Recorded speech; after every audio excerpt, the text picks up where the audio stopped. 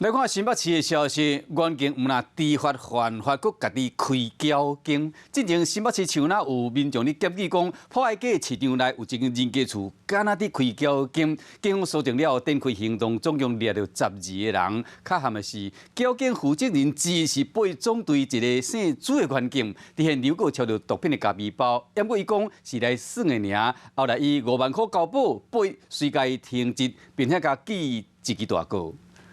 警察！警察！警察拢去房间内底，桌边10几个交鬼，全部拢惊吓。警察！拿走！个人伸手想要趁机会，把物件藏起来，尾仔知影家己走无路，干来当乖乖听话。不过警察调查，发现内底竟然有家己人。 带头的就是这个保育总队姓朱的警察，伊若跋筊，甚至阁是跋筊的负责人。8月底来到新北市树南7点，警察9月7日接到检举，现场拢总掠到12嫌犯，含抽头金拢总15000的证物。不过姓朱的警察证讲是来遮耍尔，无行政经营，扣伊涉嫌跋筊罪上班，进行了后5万块交保。 沿着巷子走出来，再拐2个弯，被破获的赌场就在这一栋民宅的3楼。但附近居民也透露，其实这个赌场已经行之有年。那一间都是赌场的，135在这边，26在那边，还有老板，还有员工，还有站长。